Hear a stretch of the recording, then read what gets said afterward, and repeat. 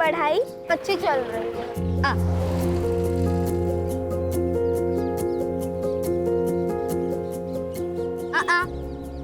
ताई please chocolate खानी है। ताई प्लीज ना, चॉकलेट चाहिए मुझे।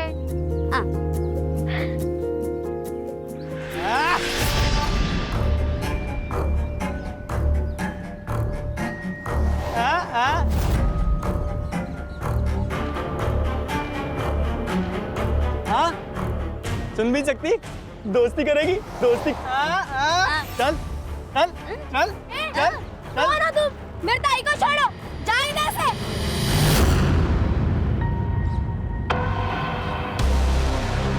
ए, अपनी मम्मी को जाके बोल दे तेरी ताई शाम को आएगी। चल ताई, चल ताई। खबरदार अगर इन लड़कियों के आसपास भी देखा मैंने तुम्हें तो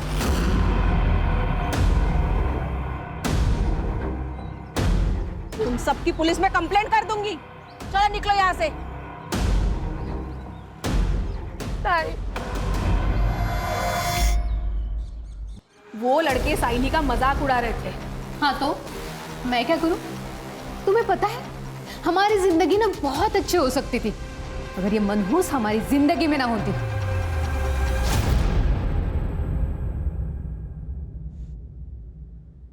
तुझे क्या लगता है मैं कम परेशान हूं? कितना अच्छा होता अगर पैदा होते ही मर जाती या अपनी मां के साथ मर जाती।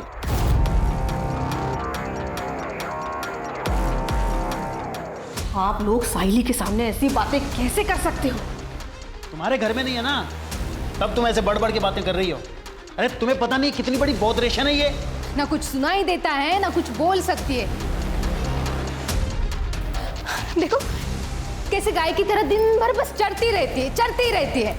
कैसे ना हमारी गलती हो गई, हमें ना इसे बोर्डिंग स्कूल में डाल देना चाहिए था। नहीं तो क्या है वो, हाँ, मूक बधिरों के स्कूल में डाल देना चाहिए था। हमारा पीठ तो छूटता कम से कम।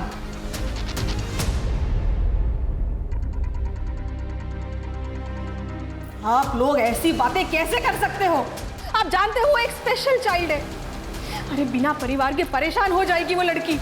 उसे प्यार, केयर, एक्स्ट्रा अटेंशन की जरूरत है। तो ये सब मिल जाएगा ना वहाँ पे बोर्डिंग स्कूल में। इसमें इतना हल्ला करने की क्या जरूरत है? तू जा एक गिलास पानी ले गया और चाय भी बनाना।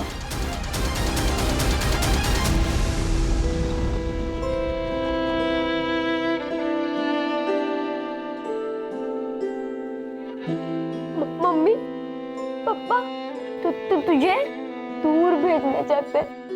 हाँ हाँ हाँ हाँ हाँ ताई, अब आपको कैसे समझाऊं?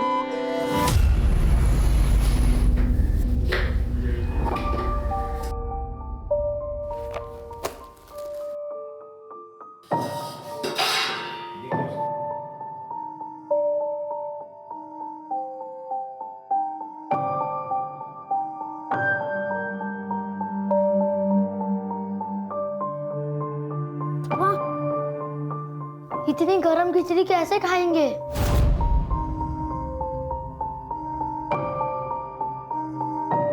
तू टाइम से घर नहीं आ सकती थी क्या? हेलो बच्चा लोग,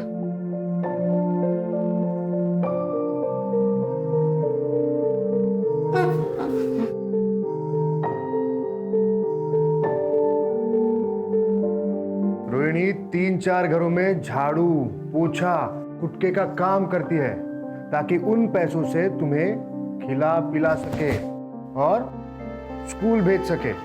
तो तुम्हें उसकी कदर करनी चाहिए, शिकायत नहीं।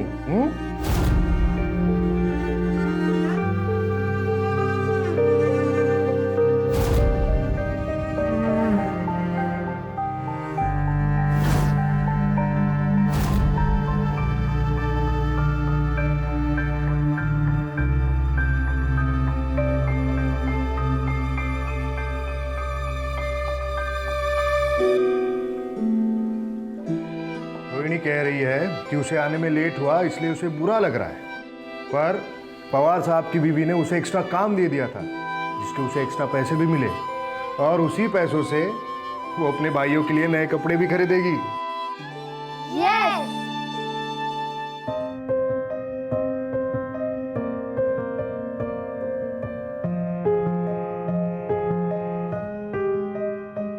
रोहिणी, मैंने एक एनजीओ में बात की है, वो तेरे 2 भाइयों के पढ़ाई को स्पॉन्सर करने के लिए तैयार है।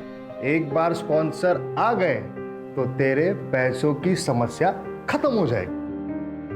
ठीक है, मैं निकलता हूं।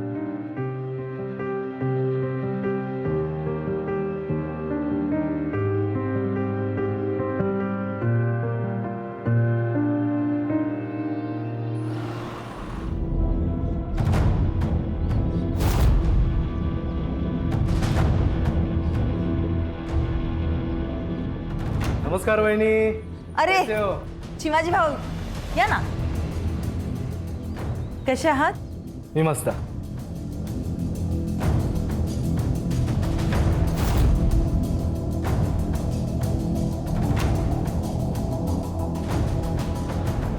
तुम्ही बसा ना, चाय पानी घ्या, मैं इनको बुला के लेके आती हूँ. हो.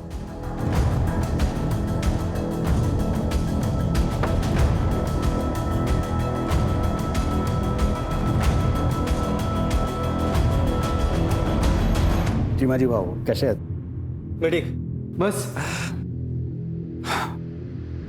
देख संतोष, तू मेरा दोस्त है, इसी नाते मैंने तेरे दोस्त की मदद की, पर तब से वो गायब है, मेरा फोन भी नहीं उठा रहा है वो. देख तू उसे बोल दे कि ठीक से बर्ताव करे, वरना हिसाब चुकाना मुझे अच्छे से आता है, समझा? अरे नहीं नहीं, आप ऐसा कुछ नहीं करेंगे. अब मैं उससे बात करके समझाता हूँ.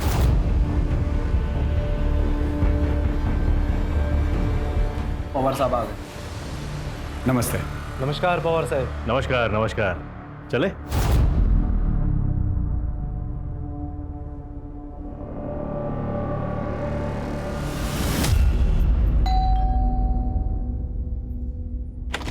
अरे कापसे साहेब या कसे आहात तुम्ही? नमस्ते वहिनी, तुम्ही कसे आहेत? मस्त मस्त, बसा ना.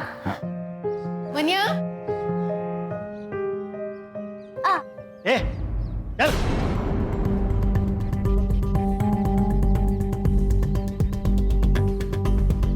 वो बता कैसा है? कैसा है तू? बड़ा सरदर्द है यार, पता नहीं कब पीछा छूटेगा इससे. तेरे प्रॉब्लम का सलूशन है मेरे पास. जरा बाहर आ. आता हूँ.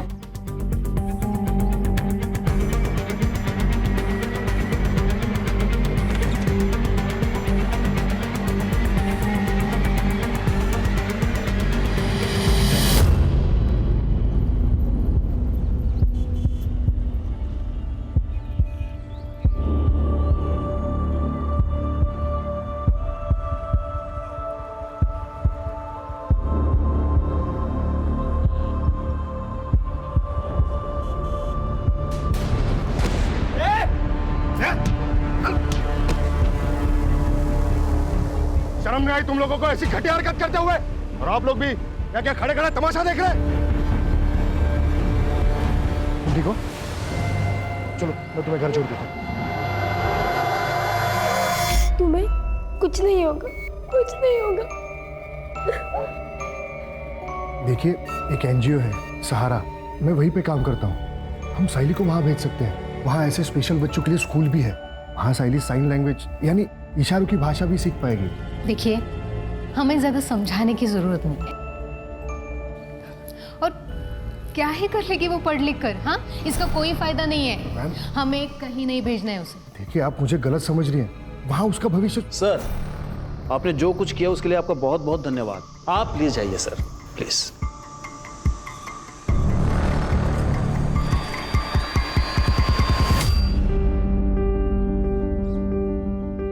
ताई, आज हमारे लिए क्या लेकर आओगी? पवार मैडम तीर्थ यात्रा पे गई है. जब वो वापस आएगी तब ताई को काम का एक्स्ट्रा पैसा मिलेगा, तभी ताई हमारे लिए कुछ खरीद पाएगी. वाह, कैंडी! ताई, तू दुनिया की बेस्ट ताई है.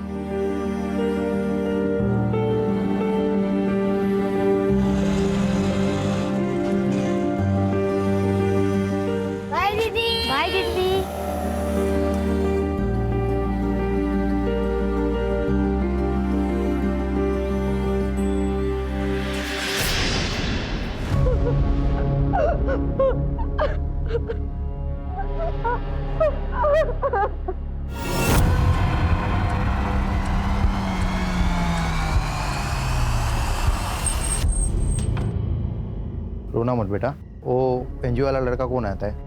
केदार दादा। उसको फोन लगा, शायद उसको मालूम रहेगा तुम्हारी ताई कहाँ है।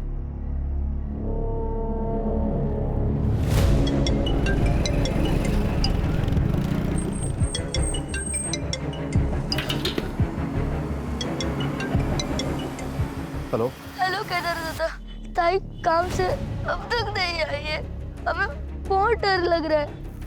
और मैं तो अभी पुणे के बाहर हूँ। अच्छा रुको, मैं जल्द से जल्द वहां आता हूँ, ठीक है? ठीक है। ये दोनों रोहिणी के भाई हैं और ये रोहिणी सुन बोल नहीं सकती है। जी लेकिन तब तक इन दोनों का क्या, इनकी देखभाल कौन करेगा? सर, मैं ही इन्हें एनजीओ के ऑफिस में लाया था, मैं ही देखभाल करूंगा सर इनकी।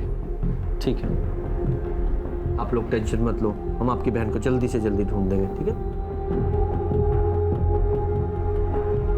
ये रोहिणी जहाँ जहाँ काम करती थी उन सभी घरों में जाके पता करो, और जहाँ रहती थी वहाँ भी जाके पता करो। Okay sir. Yes sir. Rohini कल काम पे आई नहीं थे साहब। और ये पवार साहब? पवार साहब तो कुछ दिनों पहले कैंपेन चले गए, और मृदुला मैडम 2 दिन पहले ही वैष्णो देवी गई। उन लोगों ने सब रोहिणी को कॉल किया था। रोहिणी का भाई उसके लिए फ़ोन पे बात करता था, लेकिन रोहिणी के भाई ने भी फ़ोन नहीं उठाया साहब। रोहिणी बहुत मेहनती लड़की थी, काम भी बहुत अच्छा करती थी और अपने भाइयों से बहुत ज़्यादा प्यार भी करती। एक माँ की तरह संभाला उसने अपने भाइयों को।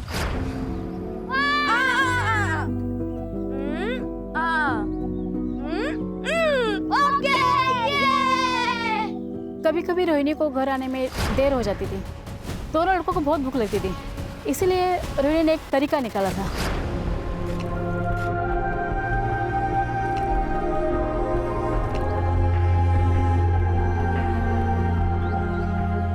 मतलब ये रोहिणी हर तरीके से परफेक्ट है, फिर भी कोई बॉयफ्रेंड या और कोई बात?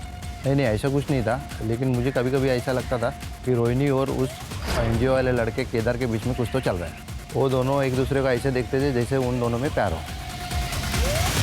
लेकिन किसी ने भी श्योरिटी के साथ ये नहीं कहा है कि केदार उसका बॉयफ्रेंड है, राइट? सर फिर भी हमने केदार को क्वेश्चनिंग के लिए बुलाया है। वो सीसीटीवी का क्या हुआ? सर बस्ती या उसके आसपास तो कोई सीसीटीवी नहीं है, लेकिन हाँ सर, बस्ती के बाहर एक मेडिकल शॉप है, वहाँ का फुटेज मिला है। ये देखिए सर, ये देखिए, ये देखिए सर, ये रोहिणी का रोज का रूट है। इसी रास्ते से वो हर रोज काम पर जाती है। सर हम पवार के घर पे भी गए थे, उसके वॉचमैन से पूछताछ की, सीसीटीवी भी चेक किया, लेकिन रोहिणी उस दिन उसके घर नहीं पहुंची थी। इस केस में सबसे बड़ा प्रॉब्लम यह है कि रोहिणी सुन बोल नहीं सकती है, न ही वो मोबाइल इस्तेमाल करती है जिससे उसकी लोकेशन या उसके बारे में पता चल सके। इनफैक्ट चैट का तो सवाल ही नहीं पैदा होता। इस केस को पुराने तरीके से सॉल्व करना पड़ेगा। पर साइली तुम्हारा अपना खून है। तो क्या हुआ? गंदा खून है, मुझे नहीं चाहिए ये अपने घर में। मुझे लड़का चाहिए, और नंदिनी को भी। प्रॉब्लम तुझ में है, साइली में नहीं। मतलब क्या है तुम्हारा? तुम्हारी पहली बीवी सुधा, जिसने साइली को जन्म दिया, और ये तेरी दूसरी बीवी नंदिनी, इसने भी एक बेटी को जन्म दिया, अदिति को। तो फिर तू सिर्फ साइली के बारे में क्यों बात कर रहा है? क्योंकि बोझ है हमारे ऊपर, गले में फंसी हड्डी है जिसे हम निकल नहीं सकते।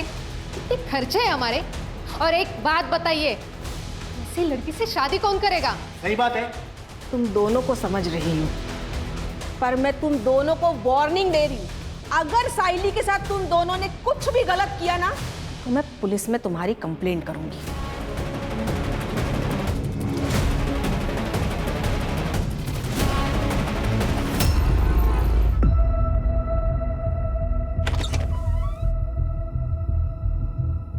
कहाँ है तेरा बाप?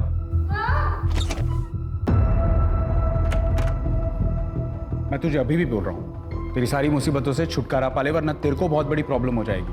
देख, जो ठीक लगे वो कर, मुझे इस प्रॉब्लम से छुटकारा चाहिए, बस। नहीं सर, मेरे और रोहिणी के बीच कोई रोमांटिक रिलेशन नहीं था। लेकिन पड़ोसियों ने तो तुम्हें रोहिणी का हाथ पकड़े हुए देखा था। सर उन्हें कोई गलतफहमी हुई होगी, मैं तो बस उसे इमोशनल सपोर्ट देने की कोशिश कर रहा था, क्योंकि मुझे पता है सर, जो लोग बोल और सुन नहीं सकते वो खुद को दुनिया में अकेला महसूस करते हैं। अर्षा, भाई साहब तो बहुत होशियार है, क्या पीएचडी की है सब मामलों में? नहीं सर, एक्चुअली मेरे आई बाबा बोल और सुन नहीं सकते, मुख बधिर है, और अकेला ही होने के नाते मैंने बचपन से देखा है कि ऐसे लोगों को बहुत दिक्कत होती है। इसलिए सर मैंने बचपन में ही सोच लिया था कि मैं ऐसे लोगों के लिए कुछ करूँगा। इसलिए सर मैंने एनजीओ ज्वाइन किया। तो मैं रोहिणी को कैसे तकलीफ पहुँचा सकता हूँ सर? वो तो बहुत यकीन करती थी मुझ पर। भले ही मैंने पिछले 2 साल में कुछ खास नहीं किया उसके लिए, पर सर मेरी उस पर कभी गलत नज़र नहीं गई। Trust me sir. ठीक है, फिलहाल के लिए ट्रस्ट कर लेते हैं, जा सकते हो, लेकिन रोहिणी की अगर कोई खबर मिले तो तुरंत हमें बताना। Okay sir.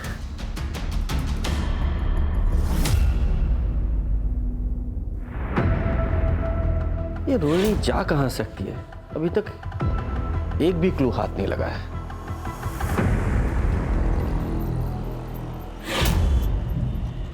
सॉरी, मुझे माफ कर दो। ये लो तुम्हारे लिए। तुम्हें ये गुलाब और चाहिए? ये गुलाब वहां पर बहुत सारे हैं। चलें? चल आ, चल चल। ए, तू रुक क्यों गई? चल।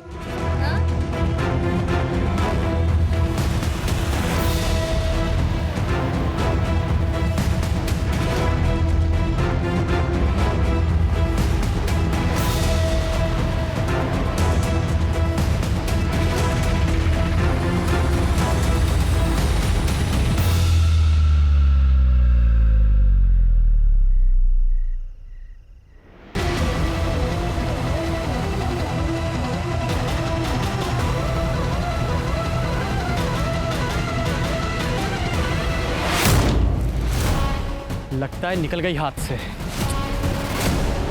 आई नहीं, अभी तक नहीं आई। उसे ढूंढने के लिए जाओ ना। आई, तेरी बहन कोई छोटी बच्ची नहीं है, आ जाएगी वापस। वो रास्ता भटक गई तो? ये तो और अच्छी बात है, भगवान करे ऐसा ही हो।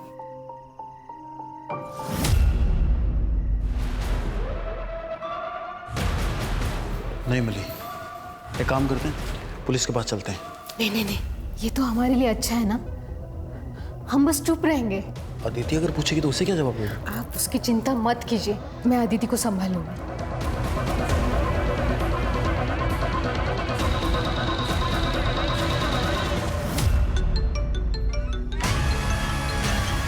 अदिति? हाँ अदिति बेटा।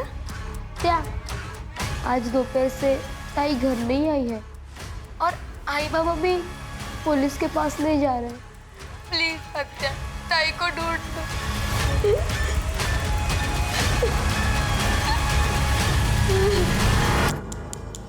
ये साइली 16 साल की है, एलिमुक बधिर है। होए साहब, मुझे शक है कि मेरे भाई और उसकी बीवी ने इसे गायब किया है। वो दोनों इससे नफरत करते थे। साहब जल्द से जल्द इसको ढूंढ निकालिए। हाँ बिल्कुल, ज़रूर। अच्छा, साइली की पूरी डिटेल्स ले लो, जाइए आप। जी सर, आइए। सर, कहीं ये केस रोहिणी से कनेक्टेड तो नहीं है? क्योंकि दोनों लड़के अमुक बधिर हैं और दोनों का एज ग्रुप सेम है। हाँ, लेकिन अभी ये अनुमान लगाना ठीक नहीं होगा। पहले चल के साइली के माँ बाप से मिलते हैं। ओके।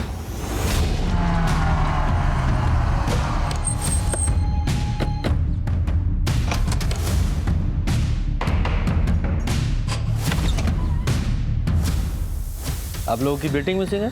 हाँ सर, वो कल शाम से घर नहीं आई है। उसे ढूंढ दो, वो बहुत बोली, बोल और सुन नहीं सकती। अदिति बेटा चल, तू अंदर चल, हम लोग बात कर रहे हैं ना। के शांत होइए। अब बेटा इधर। अरे सर चिंता की ऐसी कोई बात नहीं है, वो मेरी बहन के यहाँ गई होगी सर, हम उसको फोन करने वाले ही थे। ओ भाई साहब, आपके बहन ने ही थाने में कंप्लेंट लिखवाई है। सुन लिया?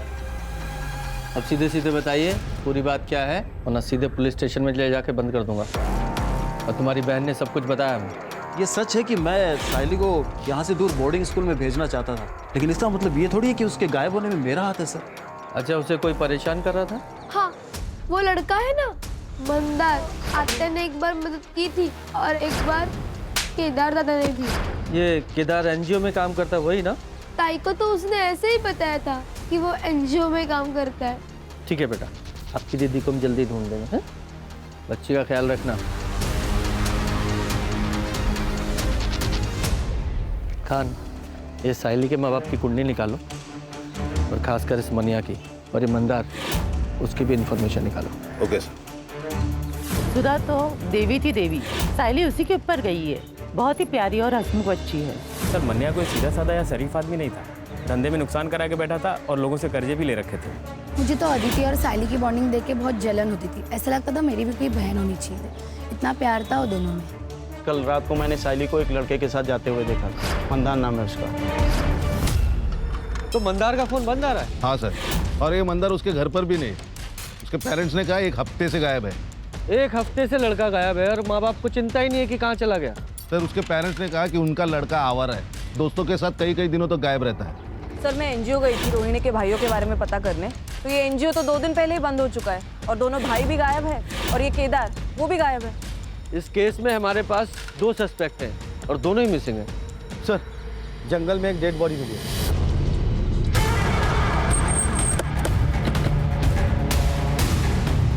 अगर ये दोनों केस कनेक्टेड हैं तो साइली भी खतरे में। सर मनिया की सीडीआर के अनुसार वो संतोष नाम के एक कॉन्ट्रैक्टर के साथ टच में था और कोई बिजनेसमैन भी है चिमाजी नाम का। इन सबसे बात करनी पड़ेगी, हो सकता है कोई जानकारी हासिल हो। जी सर।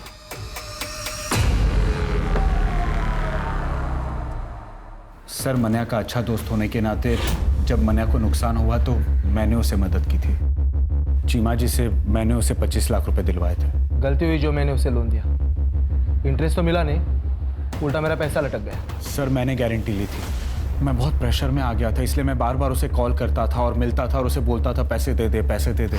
यार मैं चीमा जी को क्या जवाब दूँ? अब मैं अपने एसेट्स बेच के तो तेरी लोन पे नहीं कर सकता ना।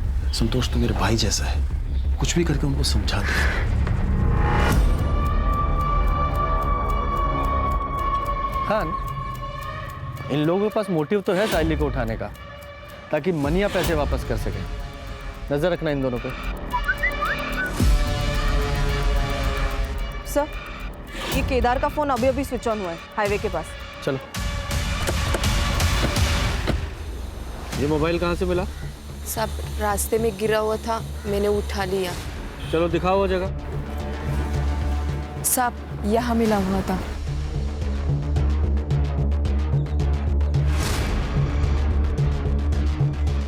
ये बाइक यहाँ से किसकी पड़ी है? ये देखिए यहाँ खून गिरा है। कर रहे? हाँ। इस ब्लड का सैंपल लो और लैब में भेजो। सर। हाँ चलो, इस बाइक की डिटेल निकालो। सर आरटीओ से इंफॉर्मेशन मिली है कि बाइक केदार की है, और जिस तरीके से केदार की बाइक हमें रोड के किनारे पड़ी मिली, ऐसा लगता है कि जब वो साइली या रोहिणी जिस किसी के साथ भी भाग रहा था उसका एक्सीडेंट हो गया, भी वहीं मिली जहाँ ये केदार की बाइक मिली थी। और ये भी हो सकता है कि साइली के गायब होने में भी केदार का हाथ हो। ये मंदार का क्या हुआ? नहीं सर, अभी भी ढूंढ रहे उसे। सर एक और बात, नंदिनी की सीडीआर से एक बात पता चली है कि नंदिनी संतोष के साथ टच में थी। इनफैक्ट सर कुछ महीनों से उसकी लोकेशन भी संतोष के घर के आसपास थी। नहीं तो मैं क्यों संतोष के घर जाऊंगी? हाँ बस 1-2 बार गई थी, वो भी मना के काम से। अच्छा, नहीं मुझे तो पता चला कि पिछले 2 महीने में 15 बार तुम वहाँ गई थी। ठीक है कोई बात नहीं, मैंने से ही पूछ लेती हूँ, वही मुझे बता दे शायद तुम वहाँ क्यों गई थी। मैडम वो मेरा और संतोष का अफेयर चल रहा है। इनके खानदान में कभी कभार ही बेटे होते हैं। मनिया के बड़े भाई जो औरंगाबाद में रहते हैं, उनकी भी 3 लड़कियां हैं, लेकिन संतोष के 2 बेटे हैं जो बोर्डिंग स्कूल में पढ़ते हैं, और उसका बड़ा भाई, उसे भी 2 बेटे हैं। मैं मनिया को बेटी का गिफ्ट देना चाहती थी, बस इसके लिए मैंने संतोष के साथ अफेयर शुरू किया। इसके अलावा मुझे संतोष से कोई लेना देना नहीं। विचित्र बात है ना कि पति को लड़का गिफ्ट करना है तो पति के दोस्त के साथ ही अफेयर कर डाला। वाह कमाल है। सर नेक्स्ट लेवल की पतिव्रता है। ये डेली सोप के सीरियल के लिए नया सब्जेक्ट मिल गया। सर रोहिणी की पीएम रिपोर्ट। रोहिणी की मौत हुई है 19 नवंबर को रात को 10 से 12 बजे के बीच और रीजन ऑफ डेथ ये प्रेगनेंसी तो नहीं उसकी मौत का कारण? पॉसिबल है सर, केदार के बारे में इंफॉर्मेशन मिली। वो सिटी हॉस्पिटल में एडमिट है। पिछले हफ्ते उसका एक्सीडेंट हुआ था, फ्रैक्चर भी है। और एक बात सर, एक बाइक के पास जो एनजीओ तो बंद हो गया है सर, क्योंकि वहाँ की लीज खत्म हो गई थी और ओनर ने उसे रिन्यू करने से मना कर दिया था, क्योंकि किसी बिल्डर से उसे उस ज़मीन के लिए अच्छे ऑफर मिल रहे थे। इसलिए रातों रात सर एनजीओ बंद कर दिया गया। रोहिणी के दोनों भाई कहाँ हैं? सर एनजीओ को टेम्पररी बेसिस पे पुणे शिफ्ट कर दिया गया है। तुषार और तन्मय सर दोनों वहीं पे हैं। मैं पुणे जा ही रहा था कि हाईवे पे मेरा एक्सीडेंट हो गया। भला उन लोगों का जो मुझे हॉस्पिटल लेके आए। तुम्हें पता है रोहिणी का मर्डर हो गया है और वो साहिली वो गायब है। मैं तुषार और तन्मय को कैसे बताऊंगा कि बहन मर गई?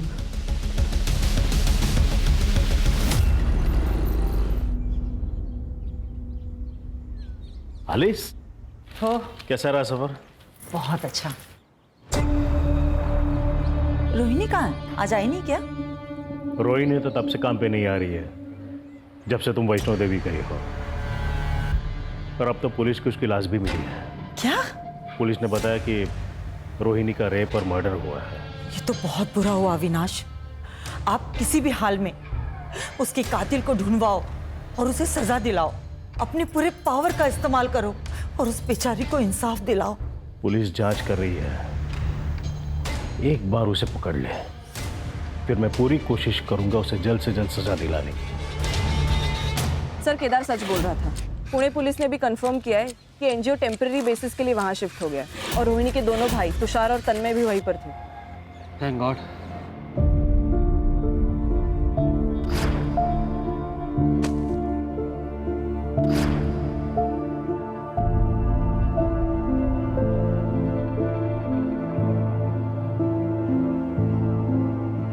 ताई, कहाँ हो तुम ताई? जल्दी वापस आओ ना। सर ये मंदार का फोन मार्केट में बंद हुआ था। ये मंदार के फोन में 2 सिम कार्ड थे, जिसमें से एक सिम कार्ड हमें उसके घर से मिला था।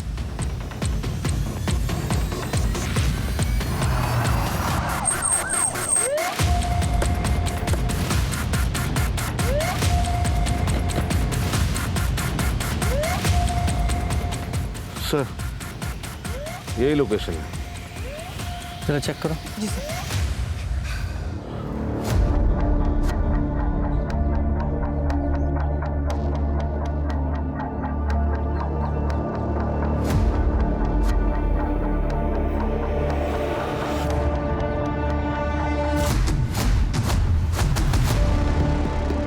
सर ईयरिंग है और इस पर ब्लड के ट्रेसेस है सर। कलेक्ट करो और लैब में भिजवाओ। जी सर। खान, ये ईयरिंग्स पे लगे ब्लड को रोहिणी और साइली दोनों के ब्लड से मैच कराओ और लैब में भेजने से पहले इस साइली के पेरेंट्स को भी दिखाना। Okay sir. और चेक करो आसपास कोई सीसीटीवी है क्या, अगर है तो उसकी फुटेज निकलवाओ। Okay sir.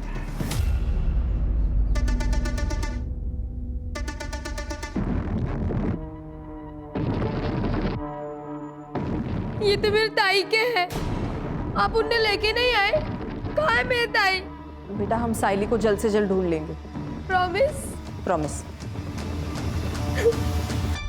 सर वो जो ईयरिंग्स पे ब्लड मिला था वो रोहिणी और साइली दोनों के ब्लड से मैच नहीं होता।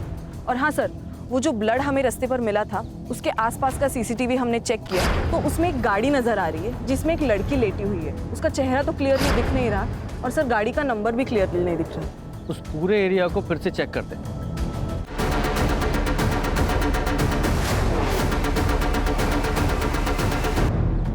ताला बंद है। चढ़े, ताला तोड़ो।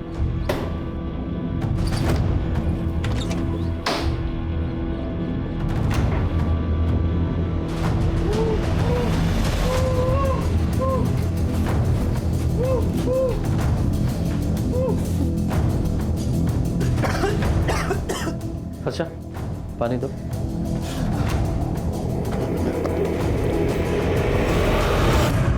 तुझे यहाँ किसने बांध के रखा है? उस रात जब मैं साहिनी के साथ था तो मुझे किडनैप कर लिया गया, और जब मेरी आँख खुली तो मैं यहाँ था।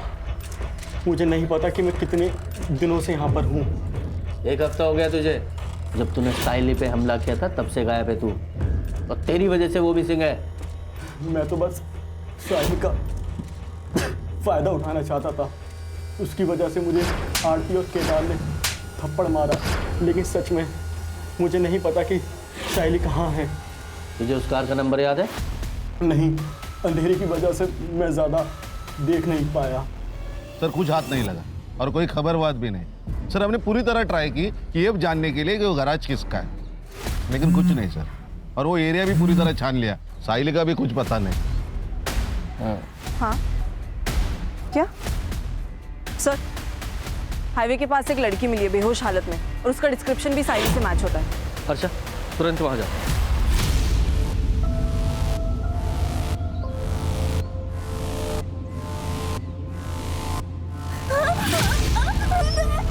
बेटा डरो मत, हम पुलिस है। क्या हुआ तुम्हारे साथ, बता।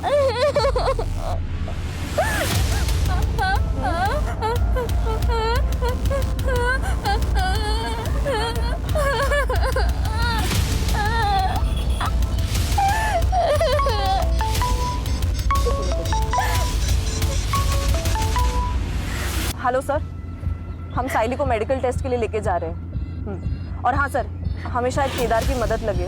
ये क्या कह रही है, कुछ समझ नहीं आ रहा सर। यस सर, साइली की मेडिकल रिपोर्ट से तो ये बात क्लियर है कि उसके साथ मल्टीपल हुए। केदार।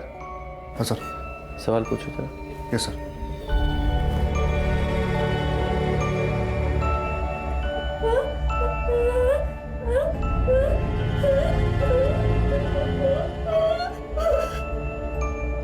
सर मैं कुछ समझ नहीं पा रहा हूँ, ये प्रॉपर साइंस यूज नहीं कर रही है। ये रोहिणी की तरह स्पेशल स्कूल गई नहीं है ना। तो फिर कौन है जो इसकी भाषा समझ सकता है? सर मुझे पता है कि हमारी मदद कौन कर सकता है।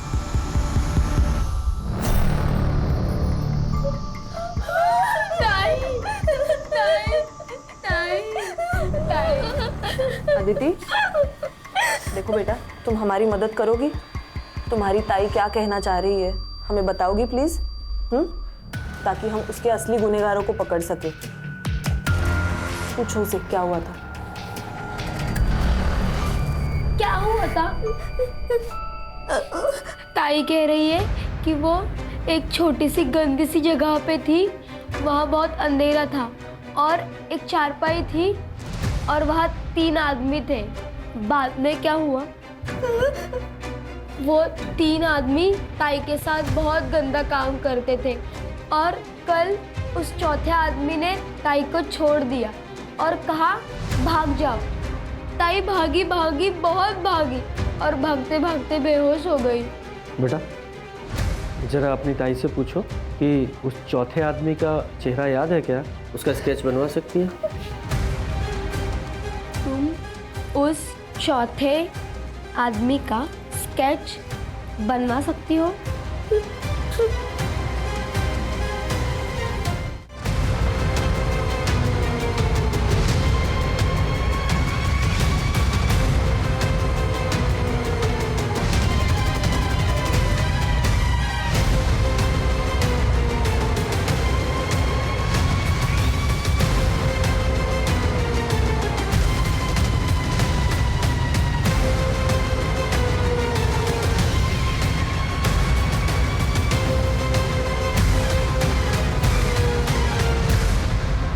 ये स्केचेस,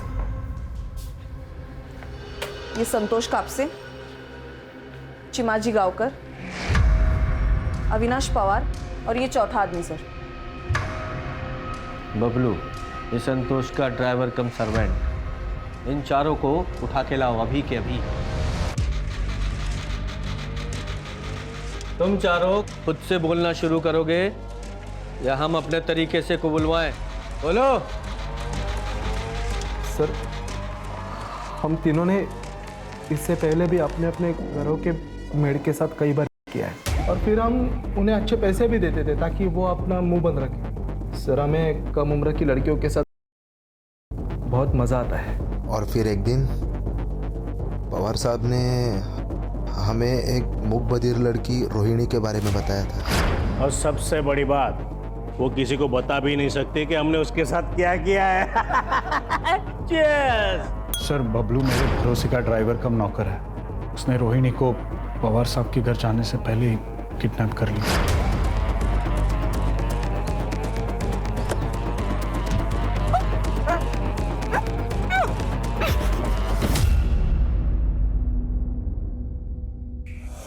वो रोहिणी को मेरे फार्म हाउस पर लेके आया। वो किसी को बता ना सके और अपना मुंह बंद रखे। हमें दिव्यांग लड़कियों का रेप करने में तीनों को किक मिली। अब हमें ऐसी लड़की चाहिए थी। तभी संतोष ने, और जब ये बबलू साइली को तो सब साहब लोगों के ऊपर ही छोड़ दिया था कि क्या करना है। सर हम मंदार को मारने ही वाले थे कि आप सब उस तक पहुंच गए, इसलिए हम सब डर गए और साइली को छोड़ दिया। सर हमें लगा कि वो मूक बधिर है, किसी को क्या बताएगी। और उसी मूक बधिर लड़की ने तुम चारों हैवानों के चेहरे हमारे सामने ला दिए। रोहिणी के साथ क्या किया? सर हम रोहिणी से थक गए थे, फिर किसी ने हमें रोहिणी को मारने का ऑफर दिया। किसने ऑफर दिया? हाँ, मैंने ही अपने ड्राइवर की मदद से रोहिणी को मारने का ऑफर दिया था, क्योंकि मुझे मूक बधिर लड़कियों से सख्त नफरत है। उस रात जब बबलू रोहिणी को लेके निकला, तब मैं भी अपने ड्राइवर एकनाथ के साथ शहर के बाहर उसका इंतजार कर रही थी।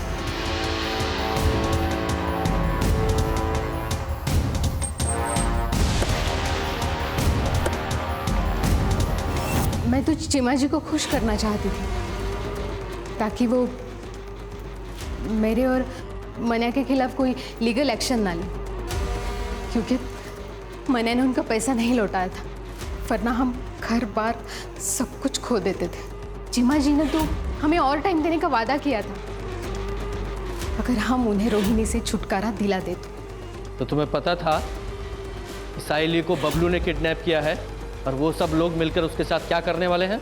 मुझे बस इतना पता था कि साइली का हमारी जिंदगी से जाना हमारे लिए सबसे अच्छी बात है। सर केदार का जो एनजीओ है सहारा, उसे अब एक नई जगह मिल गई है, साइली का घर। मन्या ने खुद अपने मन से उसका घर एनजीओ को दे दिया, वो भी फ्री में। और ये एनजीओ साइली को भी मदद करेगी और इसमें आदित्य हाथ बटाएगी। और ये केदार, ये भी बहुत खुश है सर। हमें अपनी सोसाइटी में केदार जैसे लोगों की जरूरत है, ताकि आगे जाके पुलिस को भी हेल्प हो। सही कहा सर।